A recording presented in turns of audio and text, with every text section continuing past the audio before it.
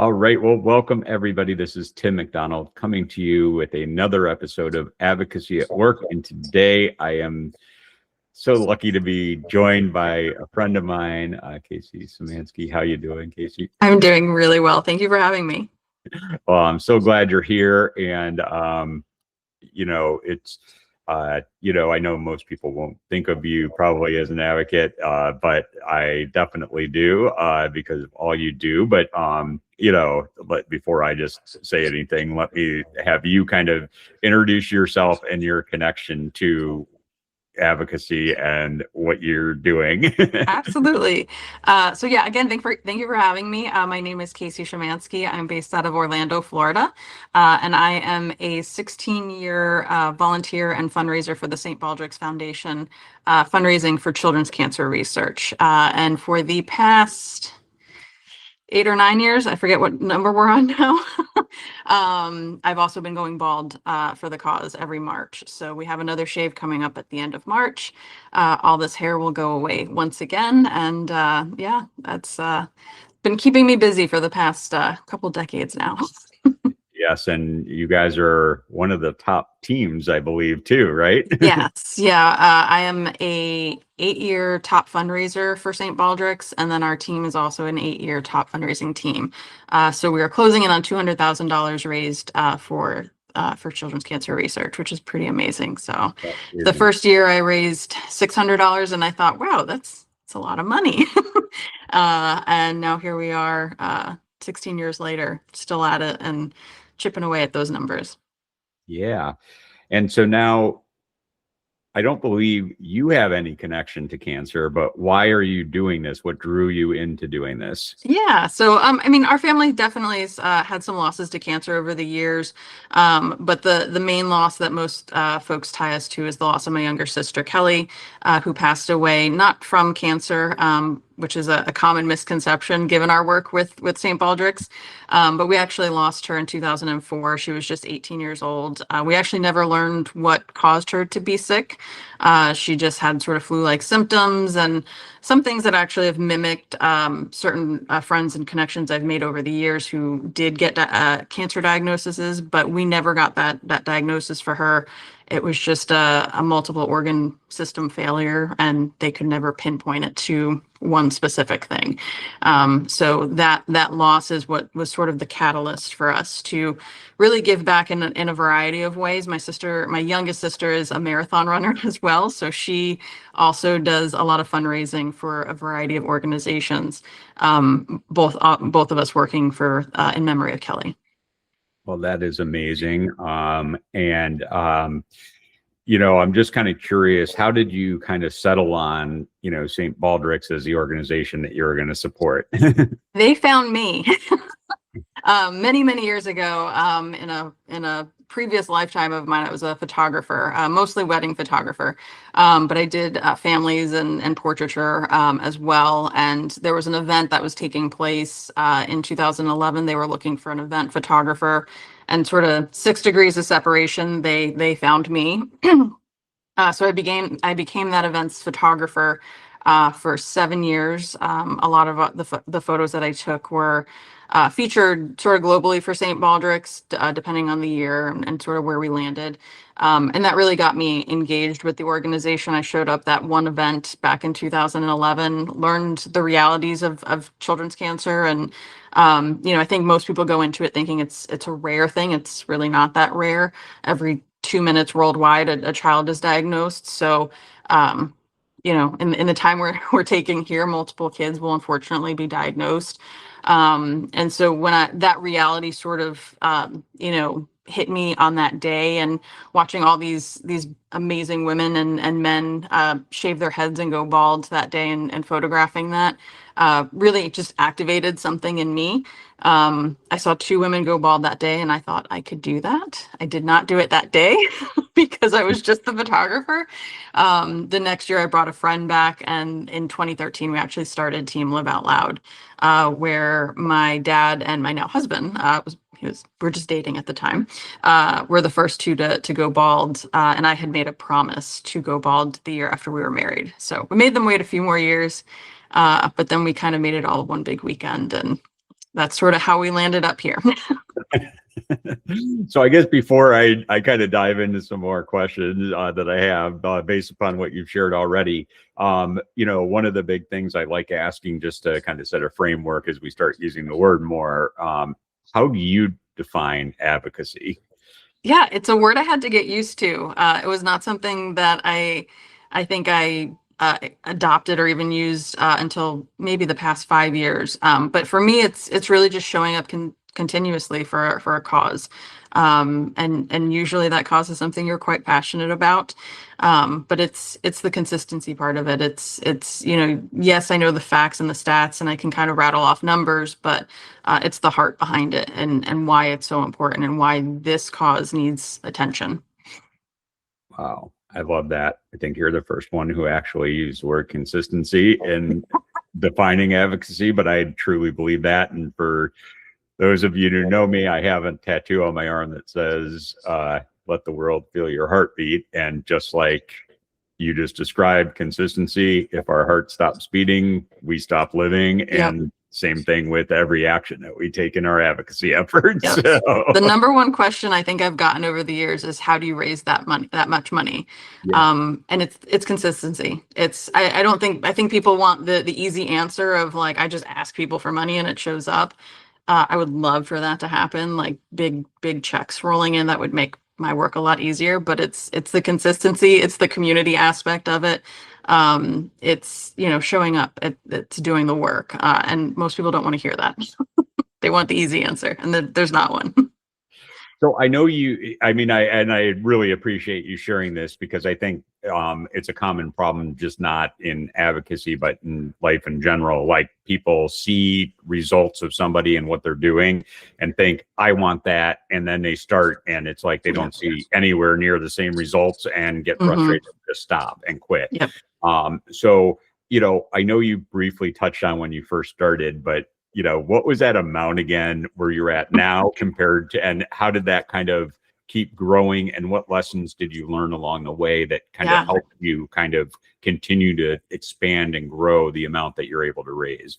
Yeah, great question. I am actually really terrible at asking people for money specifically, which people look at me now and say, no, that's not true. But going back to 2011, Casie, yeah, asking for $5 was a lot. It still is, and so I think that's something that I know, especially in today's world, asking for $5 is a lot. I'm not doing that lightheartedly. I do try and put a little bit of a lighthearted spin to it, because it is a heavy topic. It is heavy work to be doing. So I have to try and make it fun when and where I can. But I also want people to recognize, I understand $5 is a lot when you're struggling yourself. But for me, it's also, the world is could be on fire, is on fire. And kids are still getting cancer, so we still need to put that work in. And so for me, it was, the first year was just kind of, let's see what we can do. I really went into it with zero expectations.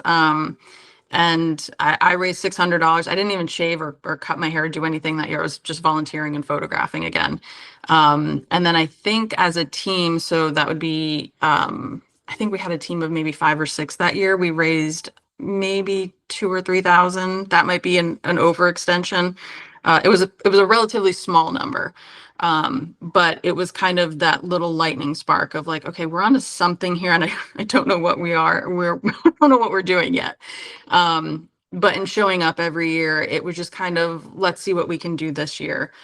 Knowing we were a small team, knowing that it was primarily all men who were doing it. I will also say the number one hardest person for me to get to shave is bald men for some reason. I've had more success with women, and they're just all in on it. But through the years and sort of building the story, the use case, consistency, again, reminding people every single year around the same times of, hey, this thing we did last March, it's coming back up again. So I usually say I start the fundraising around September for Children's Cancer Awareness Month. We kind of tack it into some of the holiday, like Giving Tuesday, that sort of thing, but we're pretty light throughout the holiday season. And then I've teased people for many years that come January 2nd, I'm back at it. Like we're hitting the ground running until shave day, whenever that is. It's usually late March. It could be early March. But just kind of showing up, reminding folks, it's a lot of social posts. I do a lot of social content creation and things like that in my professional career. So translating a lot of those skills into what I do for St. Baldrick's as well. Blog writing, videos, podcasting, like all these things kind of tack into that. And it really has just been chipping away at it. I think 2015 was the most we had raised, and I think we hit 10,000 that year collectively as a group. And then I knew going into the year that I was going to shave. I had 19 inches of long purple hair in 2018. So we were engaged in 2017. People got very excited thinking I was going to shave like a month later. Said no. Like it was the promise was always the event after we were married. So we got married at the venue that we shave at, actually. They're a resort here in Florida. And I knew that year going into it, I was going to go big. That was the year that I was like, we've put now, let's see, that was 2018. So we'd put 7 years into it. You know, I'd been reminding people, we'd been showing up. I wanted $20,000. This wasn't a little amount of hair that I was getting rid of. The purple part of it, while I did that because I loved it and I thought it was fun, it was also part of the conversation. But it was also reminding people that, like, in a matter of days and weeks, I'm going to go from that to walking around as a bald woman in society. So there's a little bit of that too, that just reminding folks that, like, that's not an easy thing to do. So I still, to this day now, you know, this will be my 8th or 9th shave going into it, and it's still not an easy thing to do. I think I make it look easy, so people think it's easy. It is not. So I have to constantly remind people it's not a, I don't just get to ask people for money and have it show up. I have to keep chipping away at it. So we've continued to grow and rise. That year that I got rid of the 19 inches of hair, we actually raised 26,000. I tied that to everything. Like, we were literally getting married and I had posts that were scheduled out to go live, like, as we said I do, like, reminding people, like, we are now married. This is a part of this whole weekend event. And just kind of, again, tying people into it that way. We had a very small, intimate wedding, but we tied people into it throughout that sort of, you know, extensive social storytelling campaign that I had. My husband had it worked into his vows, like, like we were going to be asking for money, you know, again, in a funny way, but it was also just part of how we sort of showed up that year. And then we just kept at it. The year that I did shave all that hair off, one of my friends, as I got off stage, was like, well, now what? And I hadn't thought of, you know, now what? I don't know. I guess we're going to do it again. And so we've done it multiple times since. But it is just a lot of showing up and again, sort of harnessing that energy that you built on from the year prior. And every year is really different. So I factor in sort of what's going on in the environment. When we had COVID, I factored that in. We were a little lucky that, like, March timeframe, most of our fundraising had been out of the way at that point. But it was still something we had to factor in, for sure, for the years after. Yeah. You know, one thing before I ask the next question, I just want to understand and have you explain, what is the relevance of shaving your head? Yeah. A lot of it is, it's a conversation starter. And it is, really showing the kids that bald is beautiful. You have, you know, kids of all ages. And I think that's also a common misconception when you hear of pediatric cancer. You think of younger kids. I believe it goes all the way up to 19. So it's not just, you know, children, it's kids of all ages. And so you have, you know, girls of all ages, from high school to 2 years old, you know, losing their hair. And so showing them that bald is beautiful. It's actually one of my favorite looks, which I don't say lightly, because I know it is an emotional thing for folks to lose their hair, and not, mine is, I get to decide. So that is a big thing. I had a friend who was battling breast cancer many years ago who came to me for advice on being a bald woman. And I said, well, I can only do so much because mine is, it's a choice, right? And so there's that level of it where you're not choosing this, and so you're going to have a different emotional journey than me. But certainly I have great hat recommendations and beanie recommendations and all these things. But it is really just in showing, for me, women, and folks throughout all of their journeys that, just because you're not the way, you don't appear the way society wants you to, you're still quite beautiful. It's all good. It will eventually grow back. For me now, like, this is unruly and I want it to go away. The buzz cut is my favorite. I just wish I could do that, but I have to grow it out to shave it. So that's my journey though. So. Well, I was going to say it's, for a couple years during my chemo, I actually had a shaved head too. And I actually enjoyed being bald, where I know typically most people don't. And a lot of, especially I would say females, have a bigger time making the adjustment to it than men do. Yep. But you made an interesting thing. Didn't you say that most men were like hesitant to shave compared to women? Yeah. I have my suspicions on this, and I've expressed it to them, because these are not men in treatment or anything like that. They're just routinely bald men. And I'm like, you don't even have to, just grow what you can grow, and then you shave it off, and you go back to being bald. I've actually given up on asking bald men to join the team because they always just disappear. And I'm like, yes, I'll go ask a woman. We'll get this stuff done. But we've had, I think, 4 or 5 women join the team. My mom shaved. I've had best friends shave. I have a couple that want to do it in the future. A lot of times they'll tie it to like big life events. So for my mom, it was the 15th anniversary of us losing Kellie, is when she shaved.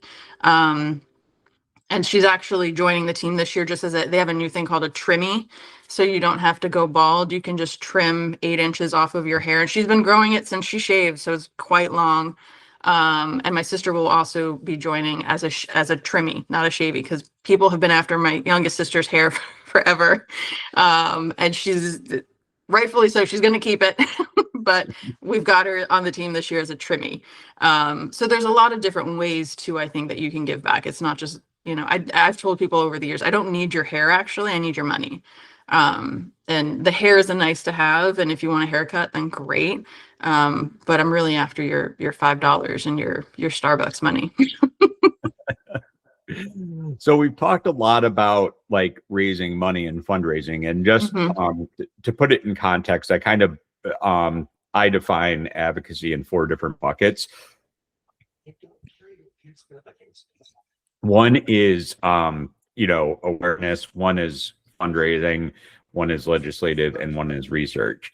And so we've really been focused on the fundraising, which I really enjoy because you're my first guest that has really focused on the fundraising aspect of it. But I'd have to imagine, and you mentioned this a couple times as you were sharing some of your story, that you're creating awareness at the same time. I'm doing a little bit of all of that. But yeah, the awareness part is huge. That is absolutely the first step of all of this. So I'm glad you have that framework built, because you're bringing me back to the very beginning, which we kind of touched on, right? It's the awareness of every 2 minutes a child is getting diagnosed with cancer. 1 in 5 won't survive. Of those that do, an overwhelming majority of them will have lifelong disabilities, disorders, diseases of some kind. And a lot of that is because of the harsh treatments they're having to get. The other thing that I was not aware of is that a lot of times children are treated with adult chemos and radiations. So it's, to put that in sort of you would not walk into the grocery store and get adult Tylenol for your child, right? Like they have children's medications that are made for smaller bodies. And so that's something that this research is looking to do. Children's cancers are also very, very different. I think there's 27 of them. I hope I have that number right, but there's a variety of them. And a lot of them are not, you kids don't smoke, kids don't drink, like, so they're not getting them from sort of things that they're doing or experiencing yet. So a lot of this research is going into funding better, safer treatments that will extend their lives, so that they're not looking at X amount of years, but they're able to go into their 70s healthy. And so I've raised that awareness. I remind people all the time about that. Like I said, I can drop those numbers at the dime, but I also let people know I have our first email going out on the 4th, which is, what is that, tomorrow, for World Cancer Day, reminding people that, like, if you've gotten this email before, you're aware. Now we take action. So if you've known me for any stretch of time, you're aware of the realities. You've seen the posts. They're not new. they're at the ready pretty much year round. But you do still have to, like, bring people in. There are still people that just don't know, that have no idea. Even one of the things, I had my nails painted once for, I think, Children's Cancer Awareness Month. They're just orange, and I had like a little ribbon on one of them. And I was at a doctor's appointment, and the receptionist asked me, "Oh, I love your nails." And I said, "Oh, thanks. They're for Children's Cancer Awareness Month." And she said, "Oh, I didn't realize that was a thing." And we just got into talking, and I kind of shared some things. And by the end of the day, she had, $100 at my link. And I didn't even ask her for money. It was just like, "I'm doing this thing. Here's the page if you want more information," that kind of thing. So there is a little bit of, you have to plant the seed to grow the actual flower. I love that. I love that. And just I always like asking, because I know I think as human beings, we just are motivated by success, right? And failure doesn't really keep us motivated to keep going too often. But how do you measure your impact in what you're doing? That's a really big question. I obviously look at the numbers. Oddly, I am not a numbers person either. But the past 16 years have shown me that I actually am. So I kind of have the readouts on every year of how much we've raised, how much more we have to go until the next milestone. So I can usually sort of tell you, like right now we're about 5,000 from the actual 200,000 mark. So I use that to kind of motivate people. It's like, we're so close. Just need this much more, which, when you've done, 5,000 is a lot of money, but when you've raised almost 200 over the course of 16 years, it's really not that much. So I knew, like, this year was going to be just really difficult, kind of taking in all of the things that are going on in the world. And looking at that, I said, okay, our goal this year is just going to get that 5,000. If we can do more, great. But I want that 5,000. I think that's doable. We've done way more in years past that were even difficult. Like the COVID years, we've really raised at least 10,000 every year since 2018. Sometimes we've doubled that. So it just kind of depends on the year. And so I kind of look at that, but I also, I've had to train myself to not just assume that, or not take that number for what it is, but also what I've put into it, right? Like I've put in at least 200 hours almost every year in that fundraising and in that work. I also have done other volunteer work that's tied into it. So I've done some of the, granted they were virtual years, but when we go to DC and ask for funding and things like that. So some of the legislation that we're working on as well. But kind of all of those things kind of compiled, and just really knowing that a lot of that is for me. Showing up and caring and doing what I can. And yes, there are nights that I'm tired, and I've got full-time work and life and all those other things, but I can put out one more post, and see what comes of it. So I measure it in different ways. A lot of times is in how tired I am at the end of it. There's probably a measurement too after March, like how quiet I get after an event. Do I come back in April? Is it May? Is it June? Like there is a little lull after each event where it's like I've fueled it and we've pushed through it. And then I kind of go dormant for a little bit and recharge. Yeah. Well, let's take a break from the heavy questions and get into some fun questions here. Just really quick, whatever comes to your mind first. Okay. Don't spend a lot of time thinking about it. But what is your favorite color? Purple. I was gonna guess that. And what is your favorite band or musician? Oh, this is a tough one, but I'm gonna go with Billy Joel. Okay. Yeah. And what is a place you've always wanted to visit but haven't yet? I have a top 3. I'm going to go with Greece as the number 1, though. Followed Right. very closely by South Africa because I want to cage dive with great white sharks. I don't know why, but okay. Greece first. And what's one thing most people don't know about you? Oh, that's a really big question. I'm going to tie this back to the work, but I would presume just that it's not as easy as it looks. Part of it. I think for all the things I do, I think I make them a lot easier and I look a lot easier than they are. And I have to remind people like, it's actually not that easy. It's a lot of work. Well, I remember back years and years ago, Dave Olson, who used to be at Hootsuite, gave a talk down at South by Southwest, and it was called the Tom Sawyer effect or something like that. But the message was, when you're building community, if you don't make it look like fun, people aren't going to want to participate. So you do a good job of making it look easy, even though it's, I always tell people when they say that, well, that sounds like fun. And I'm like, well, it's work to get that to happen. Yeah. It's kind of, I liken it to, I think there's a quote, is it Catch Me If You Can? I'm going to butcher this, but there's a quote about, I'm a Yankees fan. I grew up in the New Jersey area. And it's one of those, like, it only looks fun when you're winning sort of thing. So that kind of goes back to our earlier conversation too. Like, when you're struggling or when you just get in there and say like, I want to raise $20,000, but you haven't done anything prior to saying, I want to raise $20,000. It's not as fun because it doesn't come easy. It's, there's 10 years before that. It's that overnight success sort of story. I think that people get sidetracked on. Yeah. And, what would, if there's just one thing that you could see happen, forget about like, your bandwidth, resources, anything like that. What would you like to see happen? For children's cancer research? Well, anything in your work that you do. I would obviously love to find a cure. I would for all of them.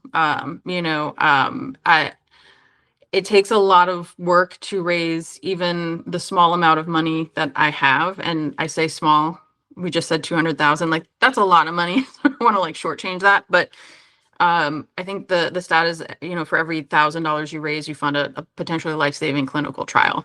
So that's not a small amount of work, but we could be doing so much more with the funding, with the backing, with the legislation. I unfortunately do not have a ton of money. So like that shortchanges it. But like, I think, I look out in the world and I know there's a lot of money out there. So it's like, put it to good use and let's find some cures and better science and research and all these things that give kids their childhoods back. They shouldn't be in hospitals, Yeah. And what, I know you have your fundraising page up for your team. Is that something that's up year round, or if people like and I'll share it in the post and everything. Absolutely. But how can people support you even if it's kind of in those quiet times that you talk about, yes, like after March? I love this question. It's my favorite one. Luckily, I have a name that you could Google pretty easily and probably land on any of those pages. But yes, that link is active year round. The second I switch it out for the new one, that / Captain Casie goes to the next year's event. So essentially, if you landed on a post from 2017 with that link, it would still go to this year's fundraising. So, or at least to St. Baldrick's. And they're sort of I'm very lucky that St. Baldrick's has been a great organization to work with and great to partner with. So I just have a wonderful contact there who I message and say, hey, can you help me get all of this aligned? And yeah, so they've been phenomenal. But yes, that link, no matter the day or the time or the place that we are at in fundraising, will go to us. Well, sounds good. Well, thank you so much for joining us on Advocacy at Work, Casie. I really do appreciate it. Thank you for having me.